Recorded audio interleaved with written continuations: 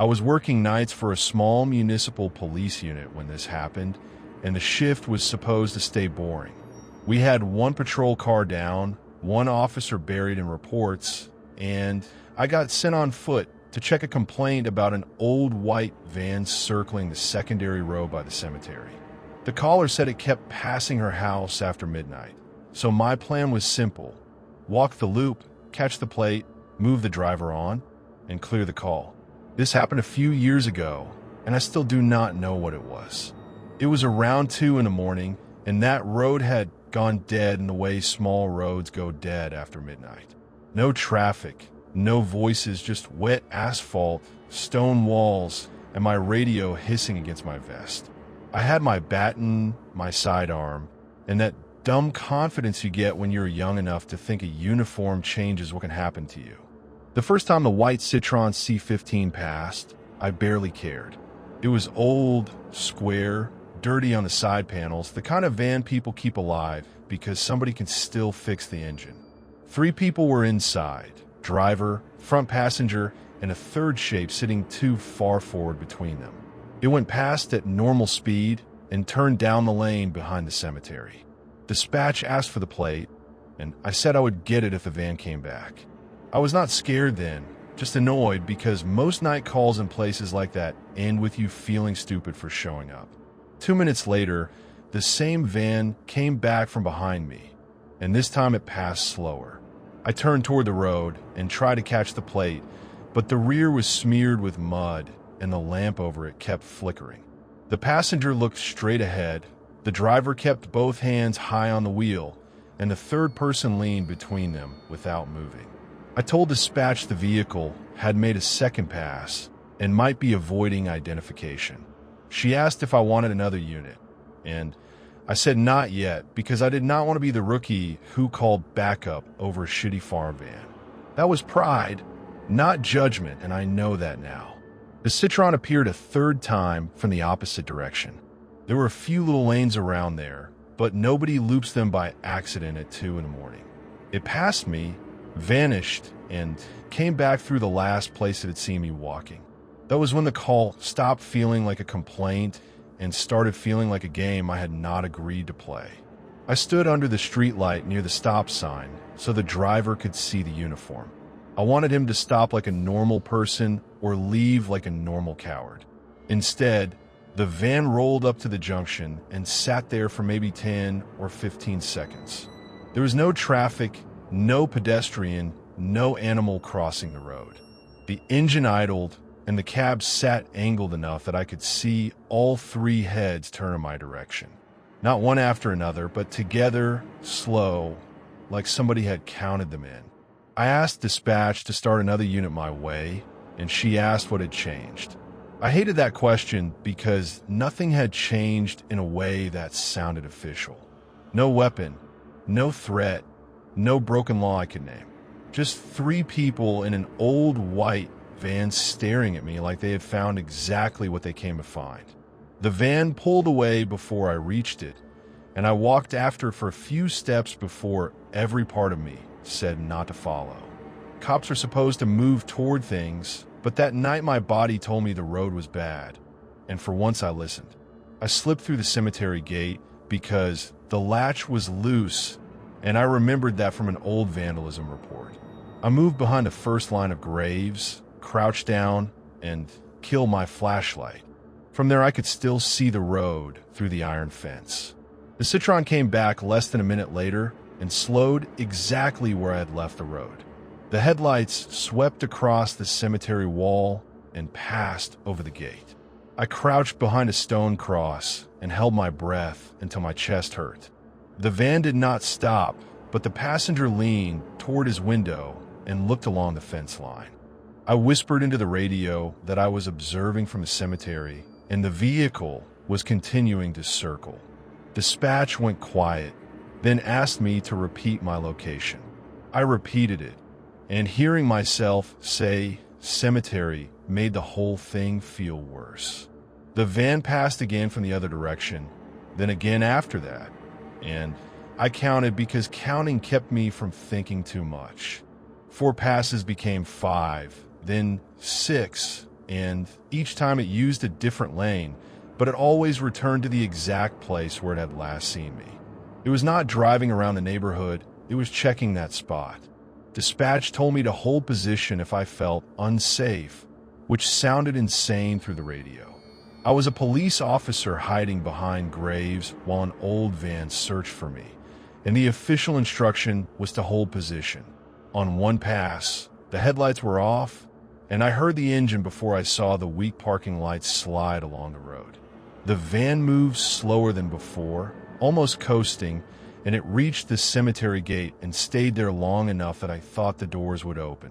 My hand went to my pistol, but I stopped halfway because drawing on a vehicle I could barely see felt like stepping into a report I would never explain. Something came from inside the van as it passed the gate.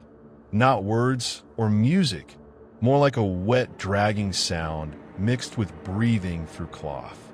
It lasted only a few seconds, and then the van kept moving. The radio heard it too, because dispatch asked what that noise was, and I had no answer for her.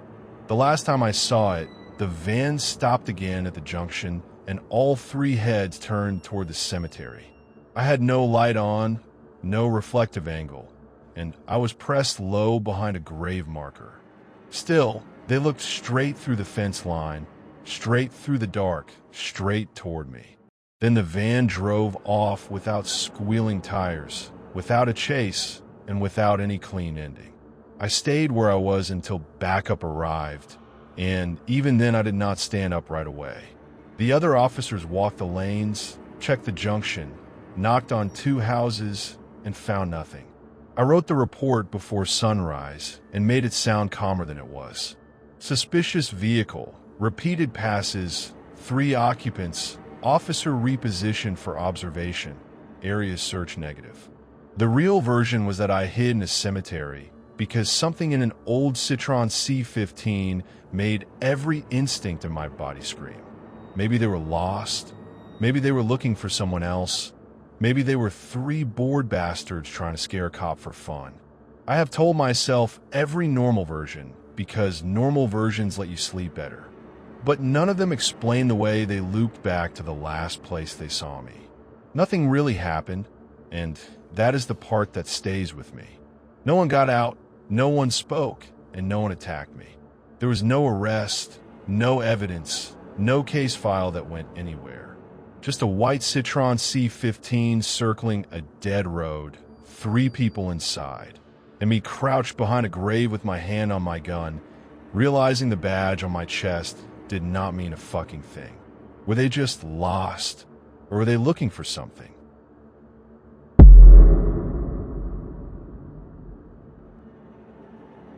I was working a Saturday day shift for a small county department, covering the east subdivisions while the senior unit handled a highway crash. My role was basic patrol, which meant looping parks, answering neighbor complaints, and keeping a marked car visible because school had just let out. My plan was to check 3 playgrounds, grab water, then finish reports before evening shift came in. Nothing threatening had happened yet, and that plain beginning still bothers me. Dispatch sent me to a grandmother's house 1 block from playground for a suspicious black van. At first it sounded like the usual parent panic, the kind where a delivery driver parks too long and somebody decides he is hunting kids. Then dispatch added that several children were involved, 1 girl was injured, and the caller kept repeating that masked people chased her. The neighborhood looked too clean for the call. 2-story houses, mowed lawns, and a playground entrance squeeze between homes like an alley pretending to be safe. Behind the equipment ran a bike path, and beyond that sat a thin strip of corn against backyard fences. Farther down, the path bent toward a forest preserve. The grandmother met me at the door before I knocked. 3 kids stood behind her, and a little boy sat on the floor with his knees pulled up. The girl in front had dirt across her shirt, scratches on her arm, and blood drying in her palm. She kept looking past my shoulder at the street, like the van might return because she said its name. I brought my voice down and pulled the story out piece by piece. They had walked to the park from the house. No phones, no adult following them. Just 4 kids doing what kids did back then. A black van passed once, slow enough that the girl noticed it. A few minutes later it came back, stopped at the entrance, and 5 people in black clothes and ski masks jumped out. One of them pointed at the injured girl and yelled that she was the one they wanted. The little boy cried harder when she said that, and her sister snapped at him to stop because panic was chewing through everybody in that room. The girl said they ran past the other kids without touching them. They came straight for her. That changed everything for me. Teenagers doing a prank grab whoever screams first, and drunk idiots laugh when a victim runs. These people had a target. They moved like a crew. They had masks ready in daylight, and they had chosen a child in a park surrounded by houses. I called for another unit and walked the route while the kids stayed on the porch. At the curb near the entrance, I found tire scuffs where the van had stopped fast. Near the grass, half buried in wood chips, was a thick black zip tie with the end already pulled through once. A zip tie can be trash. A zip tie beside 5 masked adults chasing a child is not trash. I bagged it, and my backup looked at me without saying anything because he understood exactly why my hands were tight. We followed the bike path toward the fence line. The girl had told me she ran away from the street, cut off the pavement, and dove into the corn strip. I found broken stalks where something small had crashed through. In the dirt underneath was a partial handprint, tiny, smeared with a little blood. That handprint did more to me than bodies I saw later, because I could picture her holding her mouth shut while grown people searched for her. 30 yards down the path, we found adult boot marks stepping into the corn from the pavement. One set turned sideways, like the person had stopped to listen. Another print pressed deep near the fence, close enough that if the girl had breathed hard, they might have heard her. I stood there too long, staring at stalks moving against my vest, and felt that ugly cop anger build under my ribs. The canvas started bad and got worse. One neighbor saw the van, but thought it belonged to roofers. Another heard screaming and assumed kids were playing. A doorbell camera caught the van passing once, then returning 8 minutes later. The footage showed no plate, only a black van with a dent near the rear wheel, and a sliding door opening before the vehicle fully stopped. That bothered me more than the masks, because they were already moving before the driver finished braking. We checked the forest preserve next because the path led there and because people who plan things think about exits. In the gravel lot on the far side, we found fresh tire tracks near the tree line, cigarette butts, torn black fabric, and a cheap pink hair clip lying in the weeds. None of the kids recognized it. Then the evidence tech found a black knit mask underbrush near a deer trail. It smelled like sweat and cigarettes. Detectives took over, but patrol never really lets go of the first scene. We put out the van description, checked body shops, and pulled every camera we could find. Nothing held. The zip tie had no prints, the mask had a weak mixed profile, and the footage was too grainy for faces. Whoever they were, they used gloves, masks, and speed. They understood the gap between a child screaming and adults believing. I saw the girl once more when her mother brought her to the station for a follow-up. She looked smaller under fluorescent lights, with both hands tucked inside her sleeves. She asked if we caught them. Nobody wanted to answer straight, because adults love wrapping failure in soft words. I told her we had not caught them yet, and she looked at my badge like it had lied to her. She was not wrong. We did not catch them. We drove extra patrols near parks, warned schools without causing public panic, and wrote reports that sounded calmer than the truth. Then the case cooled under robberies, overdoses, domestics, crashes, and all the regular human garbage that fills a police department until old horrors get buried. Years later, I found a report while searching old case numbers for a detective. It said masked subject pursued a juvenile female toward a bike path. It said the juvenile concealed herself in corn and escaped over a residential fence. It said suspects were not located. That report did not mention the little boy chewing his sleeve until it soaked through. It did not mention the grandmother shaking so hard she spilled water across the counter. People ask cops about the scariest calls, and they expect guns, bodies, or some lunatic in a basement. This one scares me more because it had no clean ending. 5 people came in masks, chose one child, searched for her in the corn, and vanished before the first cruiser arrived. I still think about how close they got. If she had frozen near the swings, they would have reached her. If she had stayed on the path, they might have caught her before the bend. If she had cried in that corn, one boot would have turned 3 feet closer. I do not know who they were, and I do not know what they planned to do after the van doors shut. Regardless, it was one of the scariest moments of my life. So with that, to the creeps in the van and the park.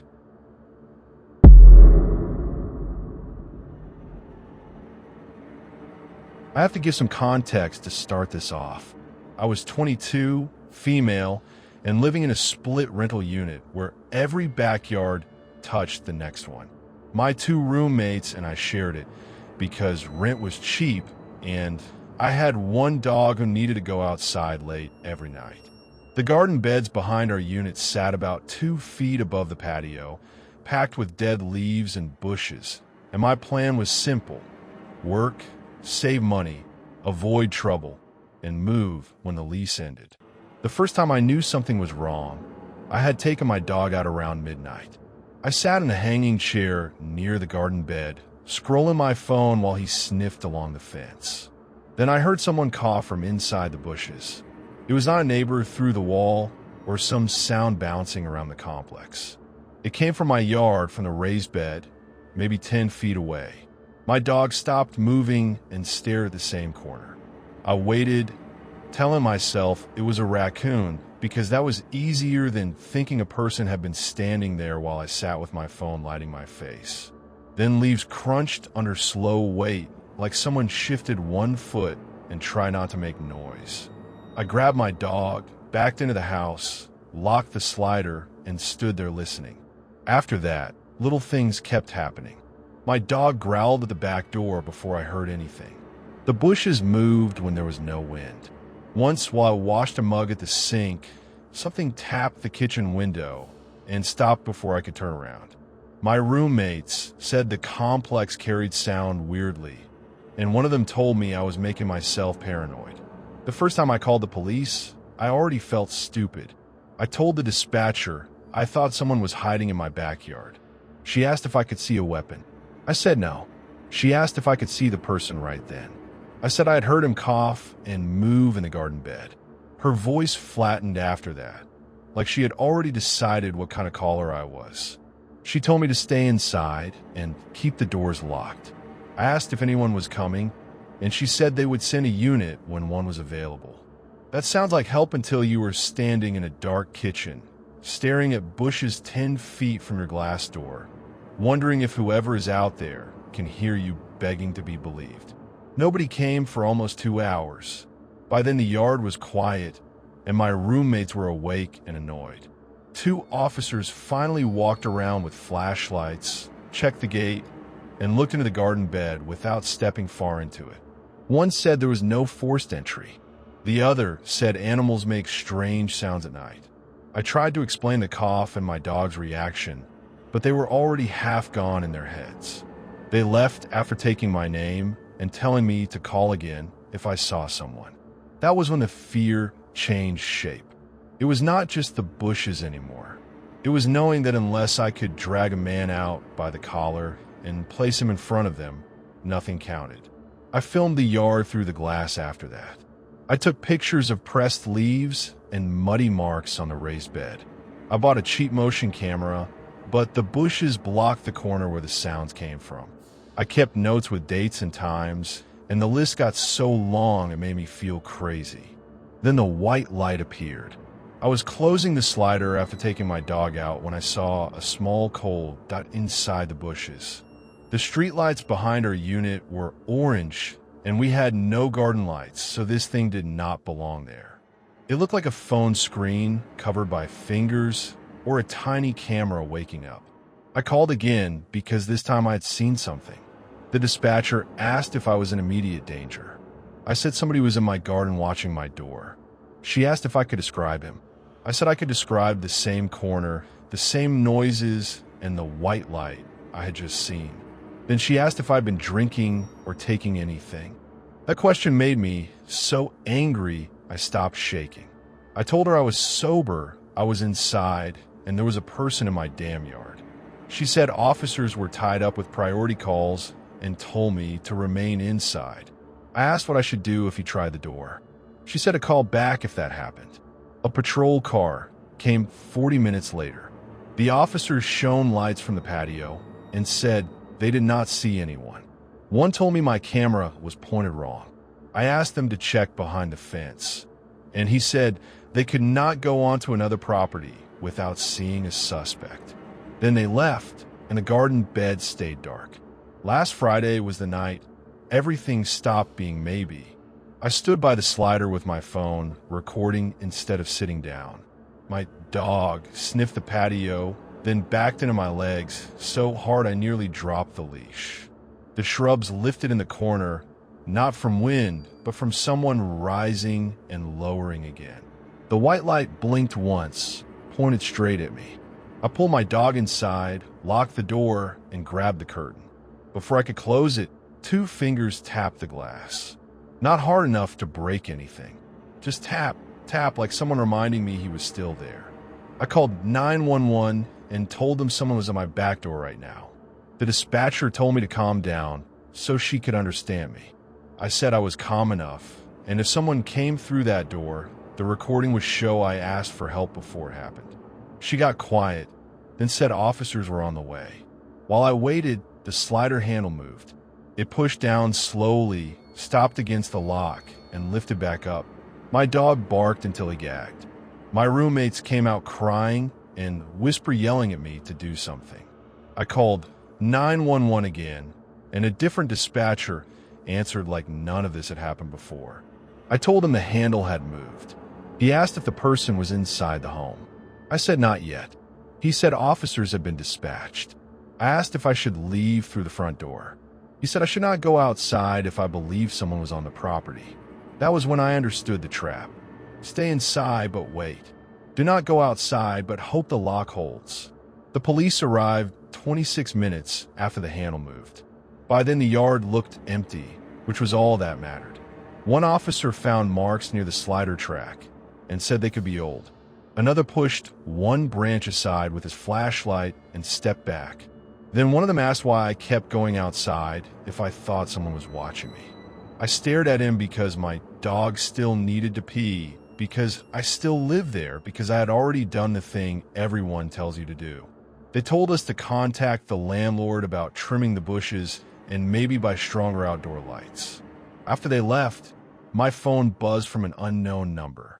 For a few seconds, there was only breathing, the same close breathing from the camera clip. Then a man said the exact words the dispatcher had said earlier. Call back if that happens. I know you're still out there because I saw you yesterday before it was fully dark. You moved when you thought I was looking at my phone, and your shoulder came into the soft light near the fence. You were not an animal, not wind, and not some nervous woman's imagination.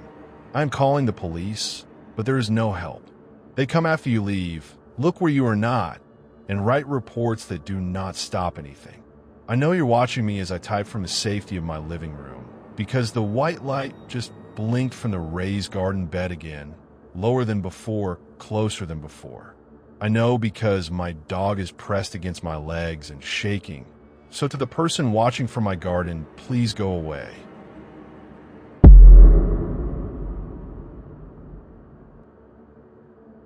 I was still on probation with the department, and yesterday was supposed to be a clean day off. My younger sister came over to watch a movie, and around 1 in the morning, I told her I would walk her back to our parents' building because they lived 5 minutes away. My plan was simple: get her through the entrance, make sure she reached the apartment, then go home and sleep before patrol. Our neighborhood is the kind people call safe because nothing obvious ever happens there. I knew almost every face around those buildings because I grew up there.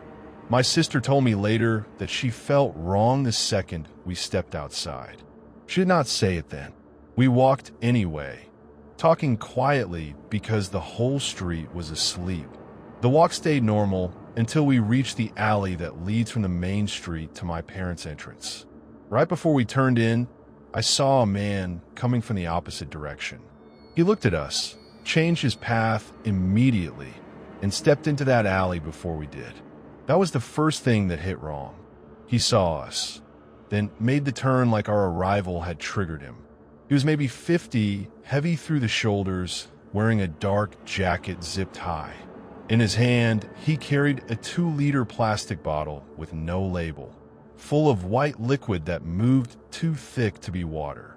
My brain tried to file under milk because people carry weird stuff sometimes. Then the cop part of me started making a list. No bag, no phone, no keys, no hurry, no sign he was trying to reach anybody. Just that bottle and the sudden turn into a building where I knew he did not live. I stopped for maybe 2 seconds, and my sister stopped with me. I told her I was walking her upstairs tonight, and she nodded before I finished. That scared me more than if she had argued. We kept moving because stopping there with him ahead of us felt worse than going in. He reached the glass entrance and stood beside the keycard reader. He did not buzz an apartment, pat his pockets, or pretend to check a message. He just stood there with the bottle hanging from his fist, looking from the door to us and back again. I scanned my card, and before I touched the handle, he pulled the door open for us. It looked polite from far away, but up close it felt like he was making us cross a line first. I put my sister in front of me and stepped in after her. He entered behind us without a word, close enough that I smelled sour plastic and something chemical. 2 old ladies live on the ground floor, and 1 retired couple lives near the back. I knew them all. I did not know him. He stopped near the mailboxes while we started up the stairs, and for 1 second he lifted the bottle slightly, like he wanted me to see it. My sister opened my parents' door fast.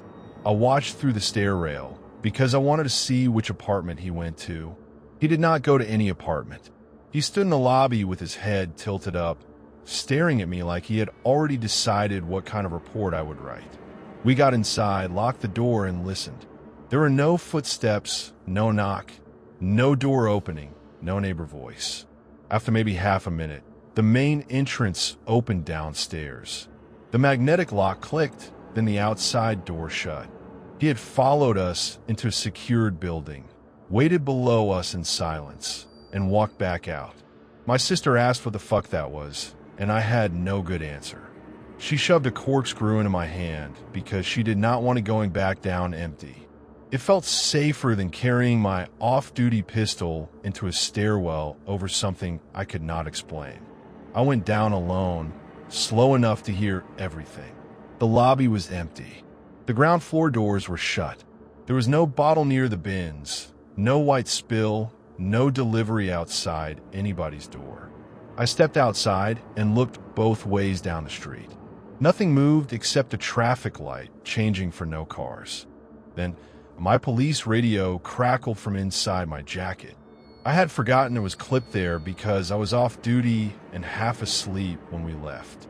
I heard our street name. A unit number I recognized answered that the suspicious party was gone and the family member was overreacting. I had not called dispatch. My sister had not called dispatch. I stood in the doorway with the corkscrew in my hand, listening like the street had opened under me. The unit said no report was needed unless the caller became a problem. They landed like a hand on my neck. I walked back upstairs and told my sister to lock the door after me. I did not tell her what came over the radio because she already looked ready to break. I walked home, checking every parked car window. Halfway to my building, a cruiser rolled out from behind the closed pharmacy with its headlights off, then clicked them on only after it was already beside me. The driver lowered his window. I knew the officer inside. He asked why I was wandering around with a weapon in my hand. He could not have seen the corkscrew unless he had been watching me before I came into the open. I told him a man followed us into my parents' building. He asked if I meant the man carrying milk. I had not told him about the bottle. My chest went cold. He told me there had been a prowler call, but it was cleared as unfounded. I said nobody had checked the building because I had just been standing in the lobby. He stared at me, then said patrol saw no crime. I asked who called it in. He told me to go home. I asked why he knew about the bottle. He told me again to go home, this time with his hand resting near his belt. I was off duty, out of uniform, holding a corkscrew, and standing in the dark with a senior officer who had already decided I was the issue. So I shut my mouth because pride gets people hurt. In the morning, I asked the building manager for the lobby footage. The video showed the man turning into the alley when he saw us. He waited with no key card. He held the door and slipped in behind me. Then he unscrewed the bottle and rubbed the white liquid across the camera lens with 2 fingers, slow and practiced. The outside camera caught him walking to the curb and getting into the back seat of a patrol car. The same patrol car that stopped me later. The same unit that cleared the call I never made. I saved the clip to my phone before I showed anyone. Then I reported it inside the department because that is what you were supposed to do. My sergeant paused the video before the man entered the cruiser and asked if I was sure I wanted to turn this into an internal matter over a misunderstanding involving my family. He already knew which car it was. He was not asking what happened. He was asking if I wanted to survive, making it official. By noon, the incident notes said a concerned off-duty officer misread a neighbor interaction after watching a horror movie with a relative. By 5, the building manager called and said the original file had corrupted after 2 officers came by for it. I keep watching the part where the man gets into the cruiser, trying to make it become something else. Maybe the bottle was just milk and the camera smear was just some sick joke. But none of that explains why he followed us inside, why the call existed before I made it, or why my own department rewrote the story before I finished telling it. I do not know what that man wanted or what he was doing there. I only know he did not come alone, and the people who should have helped us were already waiting outside.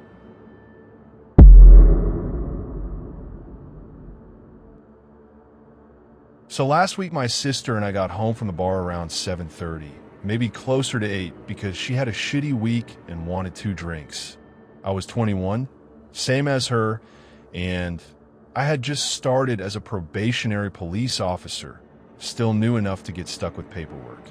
The plan was simple: take out the trash, get inside, eat, and sleep before my early shift. We were not drunk, and I hate that people always need that part first. We had 2 drinks, 8 fries, and walked straight when we got out of the car. Our building is in a low-income part of the city every cop knows by address. I grew up there, so I never called it bad, but after a few months in uniform, I saw my home as dispatch saw it. In reports, it became trespass, disturbance, suspicious mail, unknown trouble. The trash bag sat by the kitchen like my mom left it there to judge us. It smelled like chicken and old onions, so my sister held the door while I carried it down the hallway. The garbage room sits past the laundry room, where the lights buzz and footsteps sound too close. I check my keys and phone because police training ruins normal habits. The laundry room closed at 5, but nobody followed that rule.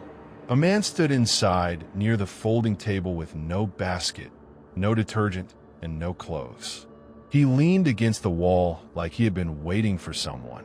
He looked around 50 with a face I had seen around the complex. We dumped the trash and turned back, and he came out at the same time. He did not block us, but he moved close enough that we had to slow down. He asked if we smoked, meaning weed, and I said no before my sister answered. He said he had a couple cards he was trying to sell, with that fake casual sound I had heard on calls. My sister said we were good, and I told him to have a good night. I kept my voice flat because women learn that tone early.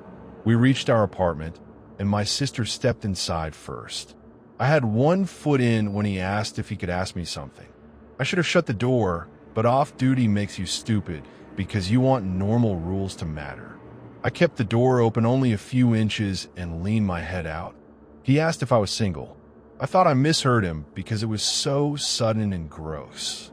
He repeated it softer and asked if I was with anyone.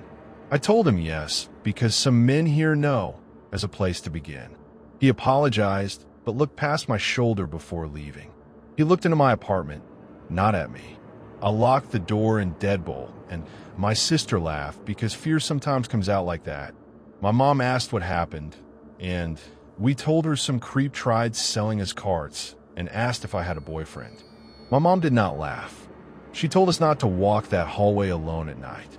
I said we could not call 911 over a creepy question, and I hate how official I sounded.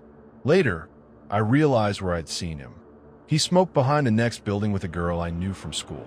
I texted her and asked about the older guy from the laundry room. She called back and asked why the fuck I was asking about him. I told her the short version, and she said he was the man who chased her into someone's apartment with a machete. She said he did not just wave it around, he chased her. Somebody called police, but he was gone before the unit arrived, and there was no statement, no weapon, no arrest. The next morning at work, I checked what I could check without crossing lines. Then I found a machete call. Male with machete chasing female. Suspect left prior to arrival. Victim uncooperative. Unable to locate. No report taken. I stared at unable to locate until it made me sick. I asked one older officer about him, and he knew who I meant before I finished. Cameras never worked, and the guy always disappeared before units arrived. He told me not to let him get close off duty. That was the whole safety plan. For 3 days I did not see him, but my sister did. She came back from checking the mail and locked the door so hard my mom yelled from the kitchen. He had stopped her near the stairs and asked again if she smoked. When she said no, he told her he had stuff in his apartment if she wanted to come look. My sister said his mouth smiled, but his eyes did not move. After that, we stopped taking trash out alone and checked the peephole before opening the door. My mom slept on the couch with the television low because she said she could hear the hallway better from there. My friend also said she had told men around the complex I was 15 because they kept asking about me. I did not know if she told him too, but I know he did not act like age mattered. I called non-emergency because I wanted it logged. I gave the dispatcher the address, the drug offer, and the invitation to my sister. I mentioned the machete call. A unit came almost 2 hours later. I could see the report forming in their heads. There was no current weapon, no direct threat, no working camera, and no crime that can make stand. That phrase hits different when you're the one standing behind the door. It means wait until the danger does something clear enough for paperwork. Around 1 in the morning, someone tried the doorknob. I was not asleep yet. I heard shoes stop outside our apartment. Then the knob moved once, slow and careful. My sister texted from her room asking if I heard it. I got up without turning on the light and moved toward the peephole. Before I looked, the peephole went dark like someone had leaned close enough to cover it. I called 911 and gave my own address in a voice that sounded too calm. While the dispatcher asked about a weapon, something scraped down the outside of her door. It moved slow, like metal dragging through paint. My mom started crying behind me, and my sister came out holding a kitchen knife with both hands. I remember thinking my uniform was hanging over a chair 10 feet away, and it still would not have changed a damn thing. I remember hating that knife because it made everything real. The patrol car took 23 minutes. I know because I watched the timer on my phone. By the time officers arrived, the hallway was empty. They found a fresh scratch down the paint, but no man, no weapon, no footage. One officer asked if I was sure it was him, and I said I could not swear to it. Management fixed the camera 2 days later. The maintenance guy said it had not recorded anything in weeks. I saw the man once after that from my car, standing near the side entrance. He looked straight at me, just patient. I drove past my own parking spot because I could not make myself get out. I still wear the uniform and answer calls. I still tell people to call back if the person returns, and every time I say it now, I hear my own doorknob turning in the dark. My sister still sees him, and sometimes he still asks if she smokes. So yeah, knowing that man has a machete, knowing police already missed him once, and knowing he knows where I live makes me a little scared at night.